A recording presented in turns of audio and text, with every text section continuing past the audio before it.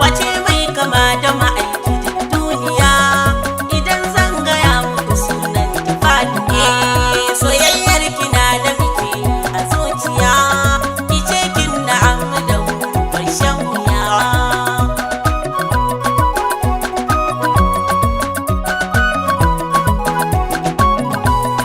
Ya mai bani kai na sako fari, na roƙe ka rabbi cikan buri, irero yaban ummal khairi, na roƙo ilahu gaban sirri, kalamun ta in ta zubo yaban zahara, domin santa ya cika dukkanin zuciya.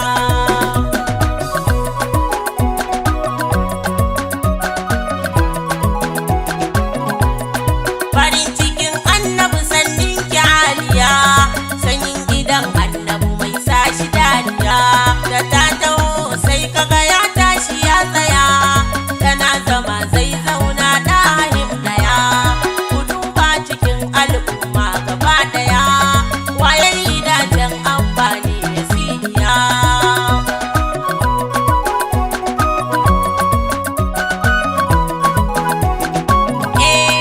Salamun alaiki azima mu'azzima, salamun alaiki rahima ya rahama, salamun alaiki karima mukarrima, salamun alaiki ya salma salma, ki amsa ummul hasanaini na nanima, biyo fana'i kan kaunar ki mardiya.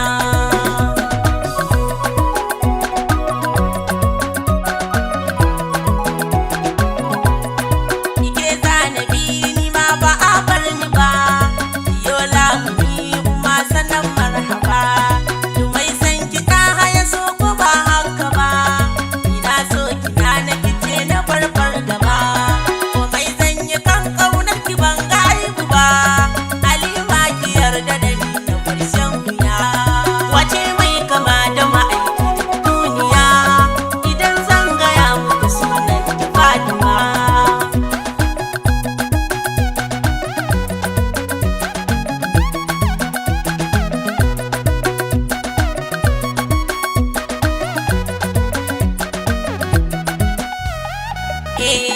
Soyayyar kina da muke a zuciya, kice kin na'amu da mu ƙarshen wuya.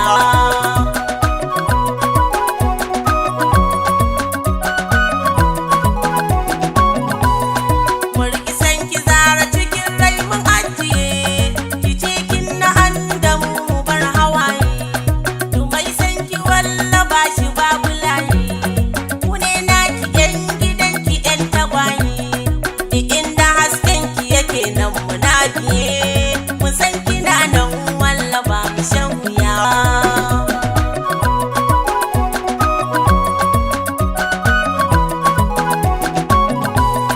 Na buɗe idona na taso da ƙauna, ku bar ma kirana, ita kaɗai na gani na gana na da ke za na zauna, na morewa raina, domin so da ƙaunar ku sun zamto a jiki a jini inda zan je da ke nake tuciya, a baki na banda faɗi sai na radiya.